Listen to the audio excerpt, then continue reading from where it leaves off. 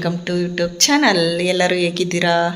ಚೆನ್ನಾಗಿದ್ದೀರಾ ಅಂತ ಅನ್ಕೋತೀನಿ. ನಾನು ಚೆನ್ನಾಗಿದ್ದೀನಿ ಫ್ರೆಂಡ್ಸ್. ಇವತ್ತು ಬೆಳಗ್ಗೆನೇ ವೀಡಿಯೋ ಸ್ಟಾರ್ಟ್ ಮಾಡಿದ್ದೀನಿ. ಯಾಕೆ ಅಂದರೆ ಬೆಳಗ್ಗೆನೇ ವಾಕ್ ಹೋಗಿ ಬಂದೆ. ವಾಕೇನೋ ಇಷ್ಟು ದಿನ ಹೋಗ್ತಾ ಇರಲಿಲ್ಲ. ಈಗ ಒಂದು ವಾರದಿಂದ ಸ್ಟಾರ್ಟ್ ಮಾಡಿದ್ದೆ, ಮತ್ತೆ 2 ಡೇಸ್ ಏನೋ ಹೋದೆ ಅಷ್ಟೇ, ಮತ್ತೆ ಹೋಗೋಕ್ಕಾಗಿರಲಿಲ್ಲ. ಮತ್ತು ಇವತ್ತು ಹೋಗಿ ವೀಡಿಯೋ ಮಾಡ್ಕೊಳ್ಳೋಣ ಅಂತ ಅಂದ್ಬಿಟ್ಟು ಯಾಕೋ ಡೈಲಿ ವೀಡಿಯೋನೇ ಹಾಕೋಕ್ಕಾಗ್ತಾಯಿಲ್ಲ ಫ್ರೆಂಡ್ಸ್. ಹಾಗಾಗಿ ಇವತ್ತಿಂದ ವೀಡಿಯೋ ಸ್ಟಾರ್ಟ್ ಮಾಡೋಣ ಅಂತ ಅಂದ್ಕೊಂಡು ವೀಡಿಯೋ ಮಾಡೋಣ, ವಾಕ್ ಮುಗಿಸ್ಕೊಬಂದು ಅಂದ್ಕೊಂಡೆ. ಎಲ್ಲೋಗೋಣ ಅಂತ ಅಂದ್ಕೊಂಡಿದ್ದೀನಿ ಅಂದರೆ ಚಾಮುಂಡೇಶ್ವರಿ ದೇವಸ್ಥಾನಕ್ಕೆ ಹೋಗೋಣ. ಇವತ್ತು ಮಂಗಳವಾರ ಆಗಿರೋದ್ರಿಂದ ನಿಂಬೆಹಣ್ಣಿನ ದೀಪ ಹಚ್ಚಿ ಬರೋಣ ಇವತ್ತು ಹೋಗಿ ಅಂತ ಅಂದ್ಕೊಂಡು ಅದಕ್ಕೆ ಬೇಗ ಎದ್ದು ವಾಕ್ ಮುಗಿಸ್ಕೊಂಡು ಬಂದು ವೀಡಿಯೋ ಸ್ಟಾರ್ಟ್ ಮಾಡಿದ್ದೀನಿ ಫ್ರೆಂಡ್ಸ್. ಏನಂದರೆ ತುಂಬ ದಿವಸ ಆಗಿತ್ತು ಚಾಮುಂಡೇಶ್ವರಿಗೆ ಹೋಗಿ, ತುಂಬ ಅಂದರೆ ಒಂದು 6 ತಿಂಗಳು ಮೇಲಾಗಿದೆ. ಇಲ್ಲೇ ಇದೆ ನಮ್ಮ ರಿಂಗ್ ರೋಡಿಂದ ಸ್ವಲ್ಪ ಒಂದು 3 ಕಿಲೋಮೀಟ್ರ್ ಆಗ್ಬೋದು ಅಷ್ಟೇ. ಏಕೆಂದರೆ ಹೊಸ ಗಾಡಿ ತಗೊಂಡಿದ್ದೀನಲ್ಲ, ಹಂಗಾಗಿ ಅದಕ್ಕೂ ಪೂಜೆ ಮಾಡಿಸ್ಕೊಂಡಂಗಾಗುತ್ತೆ. ಪೂಜೆ ಮಾಡಿಸ್ಕೊಂಡತೆಗೆ ಹೋಗಿ ಬರೋಣ, ನಿಂಬೆಹಣ್ಣಿನ ದೀಪ ಹಚ್ಚಿ ಬರೋಣ ಅಂತ ಅಂದ್ಕೊಂಡಿದ್ದೀನಿ. ಬನ್ನಿ ಫ್ರೆಂಡ್ಸ್, ನಾನು ಹೊಸ ಗಾಡಿ ತಗೊಂಡಿರೋದು ನಾನು ಯಾರಿಗೂ ತೋರಿಸಿಲ್ಲ ಇನ್ನು, ಏಕೆ ಅಂದರೆ ಅದಕ್ಕೆ ನಂಬರ್ ಪ್ಲೇಟ್ ಬಂದಿರಲಿಲ್ಲ. ತಗೊಬಂದೆ ಇಲ್ಲೇ ಒಂದು ವಾರ, ಹೋದ ಶುಕ್ರವಾರನೇ ತಂದಿದ್ದು. ಆಲ್ರೆಡಿ ಇವತ್ತು ಮಂಗಳವಾರ ಆಗಿರೋದ್ರಿಂದ ಎಷ್ಟು ದಿವಸ ಆಯಿತು? 11 ದಿವಸ ಆಯಿತು ನನ್ನ ಗಾಡಿ ತಗೊಂಡು. ಇನ್ನೊಂದು 5 ಡೇಸ್ ಬರ್ಬೋದು ಅನಿಸುತ್ತೆ, 15 ದಿವಸ ಆಗುತ್ತೆ ಇದು ಬರೋದು, ನಂಬರ್ ಪ್ಲೇಟ್ ಬರೋದು ಅಂತ ಅಂದಿದ್ರು. ಅದಕ್ಕೆ ಎಲ್ಲೂ ತಗೊಂಡು ಹೋಗಿರಲಿಲ್ಲ, ಅಂದರೆ ಜಾಸ್ತಿ ಎಲ್ಲೂ ಹೋಗಿಲ್ಲ. ಸ್ಕೂಲು ಮನೆ ಅಷ್ಟೇ, ನನ್ನ ಮಗನ ಸ್ಕೂಲಿಗೆ ಬಿಡೋದು, ಮನೆ ಹತ್ರ ಗಾಡಿ ನಿಲ್ಸೋದು ಬಿಟ್ಟರೆ ನಾನು ಇನ್ನೆಲ್ಲೂ ಗಾಡಿ ತಗೊಂಡೋಗಿಲ್ಲ. ಒಂದು ದಿವಸ ಊರಿಗೆ ತಗೊಂಡೋಗಿದೆ, ಯಾಕೆಂದರೆ ನಮ್ಮ ಅಪ್ಪಗೆ ತೋರಿಸ್ಕೊಬರೋಣ, ಗಾಡಿ ತಗೊಂಡಿರೋದು ಹೇಳಿರಲಿಲ್ಲ. ಹಾಗಾಗಿ ನಮ್ಮ ಅಪ್ಪಗೆ ತೋರಿಸ್ಕೊಬರೋಣ ಅಂತ ಒಂದು ದಿವಸ ಊರಿಗೆ ತಗೊಂಡೋಗಿದೆ, ಅಷ್ಟು ಬಿಟ್ಟರೆ ಇನ್ನೆಲ್ಲೂ ತಗೊಂಡೋಗಿಲ್ಲ ಗಾಡಿಯ. ಹಾಗಾಗಿ ಇವತ್ತು ದೇವಸ್ಥಾನಕ್ಕೆ ಹೋಗ್ಬರೋಣ, ಆಂಜನೇಯ ದೇವಸ್ಥಾನದಲ್ಲಿ ಪೂಜೆ ಮಾಡಿಸ್ದೆ ಫಸ್ಟೇ. ಅವತ್ತೂ ಅಷ್ಟೇ ವೀಡಿಯೋ ಮಾಡ್ಕೊಳಕ್ಕಾಗಲಿಲ್ಲ, ಯಾಕೆಂದರೆ ಸ್ವಲ್ಪ ಬೇಜಾರಲ್ಲಿದ್ದೆ. ಅದು ಏನಕ್ಕೋ ಬೇಜಾರಾಗಿತ್ತು, ಹಾಗಾಗಿ ವೀಡಿಯೋ ಮಾಡ್ಕೊಂಡಿರಲಿಲ್ಲ. ಗಾಡಿ ಪೂಜೆ ಮಾಡಿಸಿದ್ದು ಇವತ್ತು. ಅದಕ್ಕೆ ಏನಂದರೆ ನಿಮಗೂ ಗಾಡಿ ತಗೊಂಡಿರೋದ ಹೇಳ್ಬೇಕು ಅಂತ ಅನ್ನಿಸ್ತು. ಏನಕ್ಕೆ ಗಾಡಿ ತಗೊಂಡಿದ್ದು ಅಂತ ಅಂದರೆ, ಒಂದು ಗಾಡಿ ಇತ್ತು, ಒಂದು ಗಾಡಿ ನಮ್ಮನೆಯವರು ಡ್ಯೂಟಿಗೆ ತಗೊಂಡೋಗೋರು. ಫಸ್ಟು 2 ಇದ್ದು ಗಾಡಿ, ಅದು ಯಾಕೋ ಯಾವಾಗ್ಲೂ ರಿಪೇರಿ ಬರೋದು. ಅದಕ್ಕೆ ಆ ಗಾಡಿ ಮಾರಿಬಿಟ್ಟು ಈಗ ಒಂದೇ ಗಾಡಿ ಇದ್ದಿದ್ದು. ತಗೊಂಡಿರಲಿಲ್ಲ. ಎಷ್ಟು ವರ್ಷ ಆಯಿತು ಅಂದರೆ ಅದು ಮಾರಿ ಒಂದು 2 ವರ್ಷ ಆಗಿತ್ತು. 2 ವರ್ಷದಿಂದ ತಗೊಂಡಿರಲಿಲ್ಲ, ಒಂದೇ ಗಾಡೀಲಿ ಓಡಾಡ್ತಿದ್ವಿ. ಅವ್ರಿಗೆ ರಜೆ ಇದ್ದಾಗ ನಾನು ಎಲ್ಲಾದರೂ ಹೋಗಬೇಕು ಅಂದರೆ ಹೋಗ್ತಾಯಿದ್ದೆ, ಅಷ್ಟು ಬಿಟ್ಟರೆ ಇನ್ನು ಬಾಕಿ ಟೈಮಲ್ಲಿ ಎಲ್ಲೂ ಹೋಗ್ತಾ ಇರಲಿಲ್ಲ, ಮನೆಯಲ್ಲೇ ಇರ್ತಾಯಿದ್ದೆ. ಹಾಗಾಗಿ ಇನ್ನೊಂದು ಗಾಡಿ ಅವಶ್ಯಕತೆ ಇತ್ತು, ಏಕೆಂದರೆ ಮಗನ್ನ ಸ್ಕೂಲಿಗೆ ಕರ್ಕೊಬರೋದು ಕಳಿಸೋದು ಏಕೆಂದರೆ ಹೋಗ್ಬೇಕಾದ್ರೆ ಬಿಟ್ಟೋಗೋರು ಅವರು, ಬರಬೇಕಾದ್ರೆ ಸ್ವಲ್ಪ ಹಿಂಸೆ ಆಗೋದು ಅವನಿಗೂ. ಅದಕ್ಕೆ ಇನ್ನೊಂದು ಗಾಡಿ ಬೇಕಿತ್ತು ನಮಗೆ. ಹಾಗಾಗಿ ಇನ್ನೊಂದು ಬೇಕು ಅಲ್ವಾ ಅಂತ ಹೇಳ್ಬಿಟ್ಟು ಗಾಡಿ ತಗೊಂಡ್ವಿ.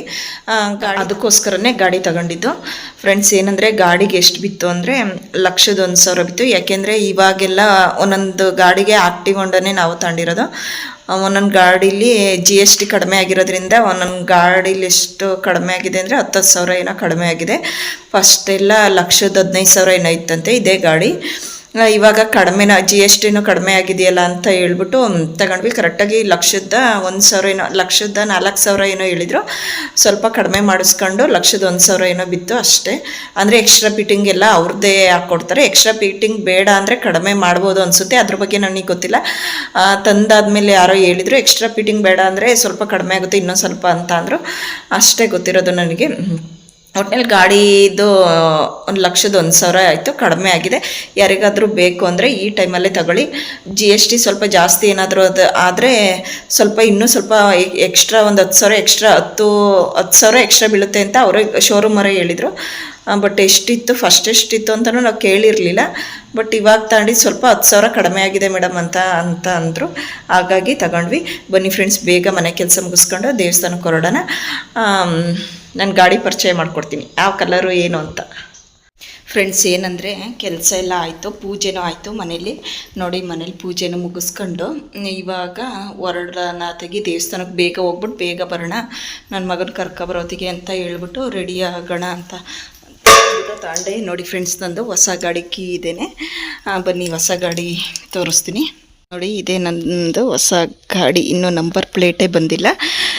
ನಂಬರ್ ಪ್ಲೇಟ್ ನೋಡಿ ಇನ್ನೂ ಬಂದಿಲ್ಲ. ಇನ್ನೂ 4 ಡೇಸ್ ಆಗುತ್ತೆ ಅಂತ ಹೇಳಿದ್ದಾರೆ. ಅದೇ ಆವಾಗಲೇ ಹೇಳಿದ್ನಲ್ಲ, ಆಂಜನೇಯ ದೇವಸ್ಥಾನದಲ್ಲಿ ಪೂಜೆ ಮಾಡಿಸಿ ಇದು ನಿಂಬೆಹಣ್ಣು ಕಟ್ಟಿದ್ದು ಆಲ್ರೆಡಿ ಒಣಗಕ್ಕೆ ಬಂದಿದೆ. ಇವಾಗ ದೇವಸ್ಥಾನದ ಹತ್ರಕ್ಕೆ ಹೋಗ್ಬಿಟ್ಟು ಬಂದ್ರಾಗುತ್ತೆ ಅಂತ ತೆಗ್ದಾಕಿದ್ರಾಗಿತ್ತು, ಹಳೇದಾಗಿದೆ, ಇರಲಿ, ತೆಗಿಯೋದು ಬೇಡ, ನೋಡೋಣ ಆಮೇಲೆ ಸಂಜೆ ಮೇಲೆ ಬೇಕಾದ್ರೆ ತೆಗೆದ್ರಾಗುತ್ತೆ. ನೋಡಿ ಫ್ರೆಂಡ್ಸ್, ಈ ಥರ ಇದೆ. ಈ ಥರನೇ ಎಕ್ಸ್ಟ್ರಾ ಫಿಟ್ಟಿಂಗ್ ಎಲ್ಲ ಅವರೇ ಮಾಡಿಕೊಡ್ತಾರೆ. ಅವ್ರದ್ದೇ 1,01,000 ಕೊಡ್ತೀವಲ್ಲ, ಅದ ಚಾರ್ಜಸ್ಸಲ್ಲೇ ಎಕ್ಸ್ಟ್ರಾ ಫಿಟ್ಟಿಂಗ್ ಎಲ್ಲ ತುಂಬ ಚೆನ್ನಾಗಿ ಮಾಡಿದ್ದಾರೆ. ಹೋಂಡಾ ಶೋರೂಮಲ್ಲೇ ತೊಗೊಬಂದಿದ್ದು. ನನಗೆ ಸೆಕೆಂಡ್ ಹ್ಯಾಂಡ್ಲು ತಗೊಳ್ಳೋಕೆ ಇಷ್ಟ ಆಗಲಿಲ್ಲ, ಅದಕ್ಕೆ ನಾನು ಶೋರೂಮ್ ಗಾಡಿನೇ ಬೇಕು ಅಂತ ಸ್ವಲ್ಪ ವೆಯ್ಟ್ ಮಾಡಿಬಿಟ್ಟು, ಸ್ವಲ್ಪ ದಿನ ಲೇಟ್ ಆದರೂ ಪರವಾಗಿಲ್ಲ ಅಂದ್ಬಿಟ್ಟು ಶೋರೂಮ್ ಗಾಡಿನೇ ತಂದೆ. ಫ್ರೆಂಡ್ಸ್, ಬನ್ನಿ ದೇವಸ್ಥಾನಕ್ಕೆ ಹೋಗೋಣ, ಬೇಗ ಲೇಟ್ ಆಗುತ್ತೆ. ಫ್ರೆಂಡ್ಸ್ ನೋಡಿ, ನಾನು ಇದೇ ಥರ ತುಪ್ಪದ ಆರತಿ ಮಾಡೋದು ಚಾಮುಂಡೇಶ್ವರಿ ದೇವಸ್ಥಾನಕ್ಕೆ. ಪೂಜೆ ಎಲ್ಲ ಆದಮೇಲೆ ವಿಡಿಯೋ ಮಾಡ್ಕೊಂಡಿದ್ದು ಇದು. ಫ್ರೆಂಡ್ಸ್ ನೋಡಿ, ಪೂಜೆ ಎಲ್ಲ ಆಯಿತು. ಬನ್ನಿ ದೇವ್ರು ತೋರಿಸ್ತೀನಿ ಯಾವ ಥರ ಅಂತ. ದೇವರಿಗೂ ಆರತಿ ಮಾಡಿ ಆಯಿತು. ಫ್ರೆಂಡ್ಸ್, ಏನಂದರೆ ಈ ಟೈಮಲ್ಲಿ ಕ್ಲೋಸ್ ಮಾಡಿರ್ತಾರೆ, ಹೊರಗಡೆನೇ ಮಾಡ್ಕೊಂಡು ಹೋಗ್ಬೇಕು. ಅಂದರೆ ಓಪನ್ ಇದ್ರೂ ಒಳಗಡೆ ಮಾಡ್ಕೊಳಕ್ಕೆ ಬಿಡಲ್ಲ, ಯಾಕೆಂದರೆ ತುಂಬ ರಶ್ ಇರುತ್ತೆ ಶುಕ್ರವಾರ ಮಾಡೋಕ್ಕೆ. ಹಾಗಾಗಿ ಮಂಗಳವಾರ ಮಾಡೋರು ಮಾಡ್ತಾರೆ. ನೋಡಿ, ಯಾರೋ ಮಾಡ್ಕೊಂಡು ಹೋಗಿದ್ದಾರೆ ನಿಂಬೆಹಣ್ಣಿನ ಆರತಿನ, ತುಪ್ಪದ ಆರತಿ. ಮತ್ತು ಇದು ತುಂಬ ಇಷ್ಟೇ ಫ್ರೆಂಡ್ಸ್ ನಾನು ಮಾಡೋದು. ವಾರನೂ 5 ವಾರ ಮಾಡಬೇಕು ಅಂತ ಅಂದ್ಕೊಂಡಿದ್ದೀನಿ. ನೋಡೋಣ ಬನ್ನಿ ಫ್ರೆಂಡ್ಸ್ ನೋಡಿ, ಯಾಕೆಂದರೆ ಕ್ಲೋಸ್ ಮಾಡಿದ್ದಾರೆ ಈ ಟೈಮಲ್ಲಿ, ತೆಗಿಯಲ್ಲ ಅವರು. 12 ಗಂಟೆ ಕ್ಲೋಸ್ ಮಾಡಿದರೆ 6 ಗಂಟೆಗೇ ಓಪನ್ ಮಾಡೋದು. ಅದಕ್ಕೇ ಪೂಜೆ ಎಲ್ಲ ಆಯಿತು, ಇಲ್ಲೇ ದೇವ್ರ ದರ್ಶನ ಮಾಡ್ಕೊಂಡು ಹೊರಟೆ. ನೋಡಿ ಫ್ರೆಂಡ್ಸ್, ನೀವು ಅಮ್ಮ ತಾಯಿ ಒಳ್ಳೇದು ಮಾಡಪ್ಪ.